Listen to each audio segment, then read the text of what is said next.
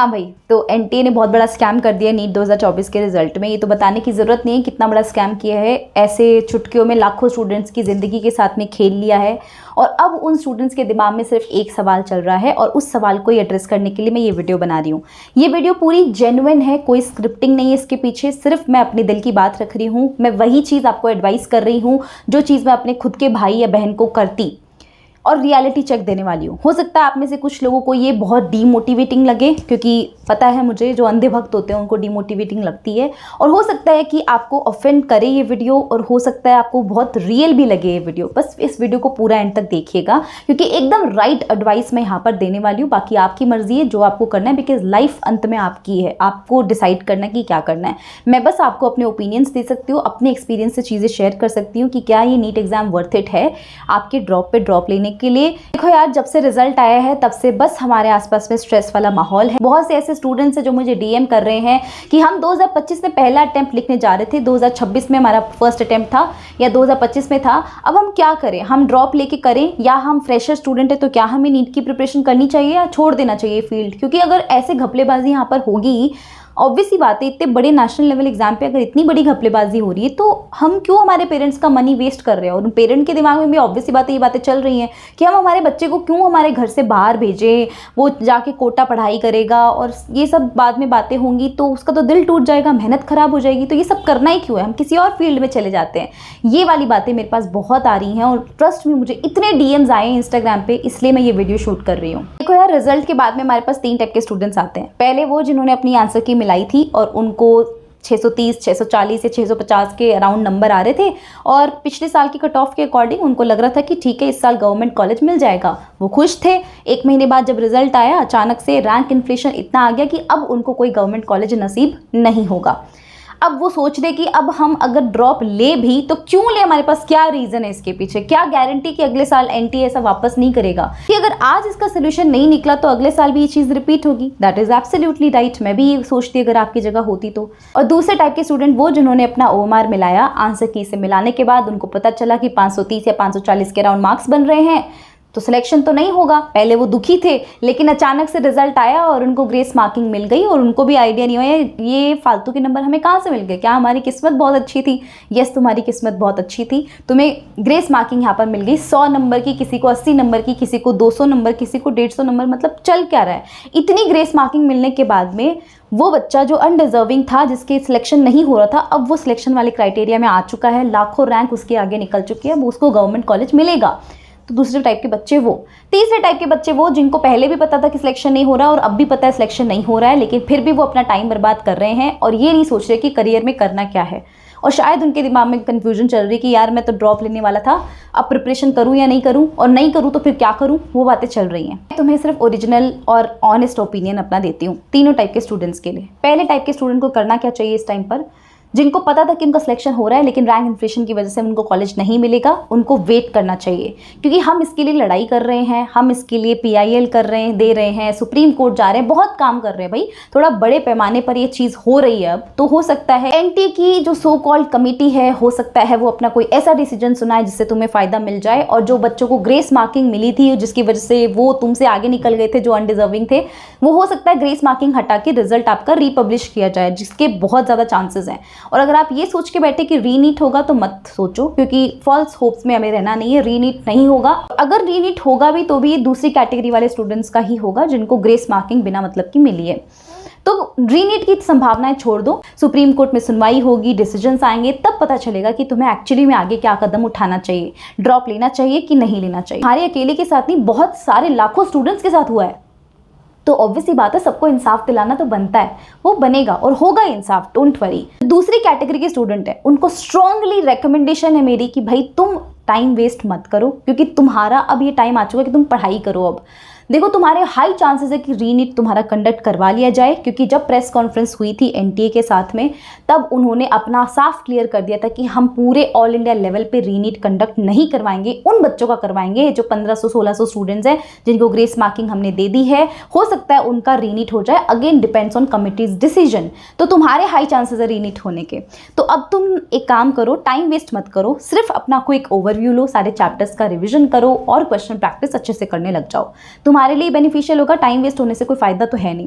Number 3 के जो student है ना, ये असली में ये वाला वो बच्चा है जो पिस रहा है इस पूरी कहानी के अंदर। देख यार, तेरे को पहले भी पता था कि तेरा सिलेक्शन नहीं हो रहा, अब तेरे को पता है तेरा सिलेक्शन नहीं हो रहा। तूने आंसर की से मिलाया, तेरे 500 नंबर बन रहे थे, आंसर की मिलाने के बाद जब रिजल्ट आया तो तेरे को कोई ग्रेस मार्किंग मिली नहीं, तेरे उतने ही नंबर बन के आ रहे हैं। तो क्या फ़ायदा? तू क्यों इतनी वीडियोज़ देख कर अपना टाइम वेस्ट कर रहा है? अब तुमको आज ही बैठना है, इस वीडियो के बाद एक अपनी डेस्क पे बैठो पेपर पेन लेकर कि करना क्या है ज़िंदगी में, चाहते क्या हो अपनी ज़िंदगी से। देखो यार, मैं तुम्हें कोई चने के झाड़ पे नहीं चलाना चाहती हूँ, मैं ऑनेस्ट ओपिनियन दे रही हूँ, खुद का ओपिनियन, खुद का एक्सपीरियंस बता रही हूँ। अंधी भीड़ में भागने का कोई फ़ायदा नहीं है। अगर तुम्हें 2 से ज़्यादा ड्रॉप हो चुके हैं, please stop it right now. Please think, थोड़ा कॉन्शियसली सोचो फिर ही एंटर करो। आपको पता नहीं आपके अकॉर्डिंग ड्रॉप ईयर क्या है, ड्रॉप ले लेंगे कुछ नहीं होगा यार, हो जाएगा तो क्या पता हो जाएगा, ऐसे मन में आके ड्रॉप लेते हो ना कि क्या पता हो जाए, ड्रॉप ले लेते हैं 1 साल और। यार तुम्हें पता नहीं है ड्रॉप ईयर तुम्हारे ऊपर कैसे कैसे मेंटल ट्रॉमा तुम्हें देगा। मैंने तो झेला हुआ, I know that. Mental trauma, depression, self doubt इतना देगा कि तुम निकल नहीं पाओगे उससे। That will be more tough. तो please take a call right now. देखो, सोचो समझो कि करना क्या है। अगर बहुत ज़्यादा मन कर रहा है तो definitely you should take drop और पढ़ाई स्टार्ट कर दो। मत पढ़ो इन झमेलों के अंदर कि क्या हुआ क्या नहीं हुआ, क्योंकि तुम्हें तो ड्रॉप लेना था ना, तुम्हारा फिक्स था ना, अब तुम्हें अगले साल पेपर देना है। तुम्हारे अब वीडियोस देखने से, स्क्रॉल करने से कुछ होगा तो नहीं, तुम्हारे तो पढ़ाई करने से काम होगा। क्योंकि देखो, डॉक्टर तो अंत में तुम नीट एग्जाम देकर ही बनोगे, चाहे मानो नहीं मानो, राइट। अब तुम्हारे हाथ में तो है नहीं कि भाई नीट को एनटीए कंडक्ट करवाए या कोई और कंडक्ट करवाए, कोई तुम्हारे हाथ में नहीं है। तुम्हारे हाथ में इतना है कि तुम्हें पढ़ाई करनी है, सिलेबस वही है। तो चुपचाप जाके बस पढ़ाई पे लग जाओ। प्रॉपर टाइम टेबल, मेरा टेलीग्राम ज्वाइन कर लो, टाइम टेबल रोज देती हूँ, किसी भी दिन मैंने टाइम टेबल मिस नहीं करा है। हालांकि इतना केओस चल रहा है मार्केट में, बट आई डोंट वांट कि तुम्हारी पढ़ाई किसी भी तरीके से अफेक्ट हो। कि तुमने सोच लिया ड्रॉप लेना तो पढ़ाई तो करनी पड़ेगी ना। अब दूसरे वो स्टूडेंट्स होते हैं जिन्होंने भाई वो पहली बार जा रहे हैं नीट का एग्ज़ाम देने के लिए, 2025 में उनका फर्स्ट अटैम्प्ट है या 2026 में उनका फर्स्ट अटैम्प्ट है। उनके दिमाग में डाउट्स चल रहे हैं कि हम ये फील्ड छोड़ दें या कहीं और चले जाएं। तो यार उनको मैं ये बोलना चाहती हूँ, देखो यार, फील्ड छोड़ने से कुछ होगा नहीं। अगर तुम्हारे मन में हमेशा से ये था कि डॉक्टर बनना है, तो तुम तो वो कर रहे हो ना कि हमारे साथ गलत हुआ है, तो हम एक काम करते हैं कि हम ही अपने हथियार डाल देते हैं, सामने वाले जिसने हमारे साथ गलत किया है हम उसको जिता देते हैं। ये कहाँ की बात हुई भाई? तुम अपना ड्रीम क्यों सैक्रिफाइस करोगे किसी की गलती की वजह से? ये एनटी की गलती थी, वो एनटी ने करी है, वो एनटी सुधारेगा और सुधारनी पड़ेगी। सुप्रीम कोर्ट के डिसीजंस आएंगे, करना पड़ेगा काम। अगर लोग आएंगे, लोगों की आवाज़ ज़्यादा बुलंद होएगी तो सुप्रीम कोर्ट ऐसा डिसीजन लेगी जो आपके फेवर में होगा। एनटी को उनकी बात माननी पड़ेगी। तो इसलिए तुम इसकी टेंशन मत लो, तुम अपनी प्रिपरेशन जारी रखो। अगर मान लो तुम ऐसे स्टूडेंट हो जो 2 से ज़्यादा ड्रॉप ले चुका है और अब वो कंफ्यूज है कि मैं क्या करूँ, मेरे तो सिलेक्शन हुआ नहीं, मुझे तो बनना डॉक्टर ही था, तो भाई तुमको मैं एक रियलिटी चेक दे दूँ। भाई बहुत भीड़ है, समझो इस बात को, प्रैक्टिकल समझो, प्रैक्टिकल डिसीजन लो। ये देखो कि करियर में और क्या चीज़ें हैं, तुम्हें कहाँ इंटरेस्ट है। यार ऐसा कुछ नहीं होता है कि तुम्हें सिर्फ पढ़ाई में इंटरेस्ट है। दुनिया में ऐसा कोई बंदा नहीं बना जिसको पढ़ाई के अलावा किसी और चीज़ में इंटरेस्ट नहीं है। होगा तुम्हें इंटरेस्ट, तुम अपने आप को जानो, पहचानो। जब अपने आप को पहचानोगे ना, तब तुम्हें पता चलेगा यार हाँ यार तू इसमें भी स्किल्ड है। वहाँ पर तुम्हें इतने सारे ऑप्शंस मिलेंगे, करियर में इतने ऑप्शंस होते हैं यार, तुम्हें पता ही नहीं है। तुम अपना बस टाइम ख़राब करते जा रहे हो।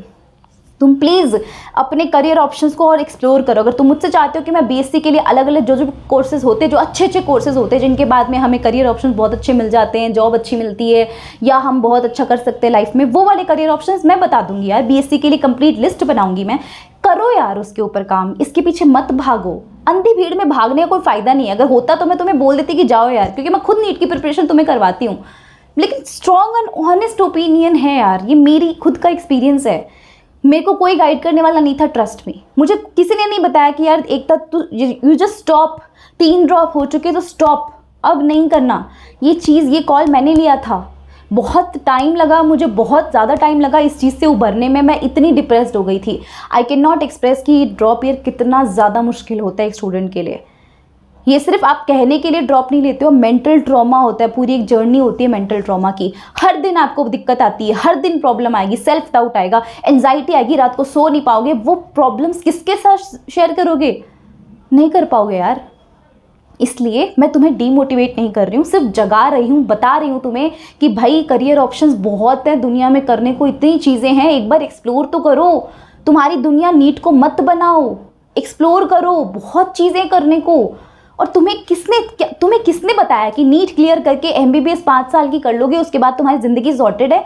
मेरे फ्रेंड्स जो एमबीबीएस कर रखे हैं, उनकी ज़िंदगी मैं पूछूँ ना कितनी सॉर्टेड है, पता है मुझे कितनी सॉर्टेड है वो, है ना। वो कहने के लिए हो सकता है वो मेरे सामने ये भी कह दे कि भाई ठीक है, सब ठीक है, कुछ सॉर्टेड नहीं है।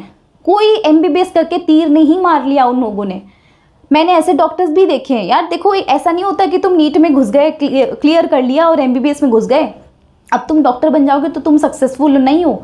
बहुत सारे डॉक्टर्स देखे भाई, पेशेंट्स की भीड़ लगी होती है उनके पास में, वो होते सक्सेसफुल डॉक्टर्स। और वहाँ तक पहुँचने के लिए तो और मेहनत करनी पड़ती है। PG SS definitely you can do that मेहनत, बट थोड़ा सा प्रैक्टिकल डिसीजन लो। दूसरे वो भी डॉक्टर्स मैंने देखे हैं जो भाई इतनी पढ़ाई कर करके जाते हैं, लेकिन नहीं होता उनका कुछ नहीं होता, वो बस बेटर रह जाते हैं और पेशेंट वगैरह नहीं आते। अंत में तो तुम्हारे पास जितने पेशेंट्स आएंगे तभी तो पता चलेगा ना कि तुम कितने अच्छे डॉक्टर हो। तो ऐसा नहीं कि डॉक्टर बनने के अंदर कोई ऐसा कंपटीशन नहीं है, नीट क्लियर करने के बाद ज़िंदगी सेटल्ड नहीं है यार। मैं तुम्हें आगे की चीज़ें बता रही हूँ। यू जस्ट थिंक कि मैं तुम्हारी फ्यूचर सेल्फ हूँ, जिसने आगे जाके फ्यूचर में चीज़ें देख ली हैं, वो तुम्हें बता रही है। Please try to implement that. I would request you, please try to implement that.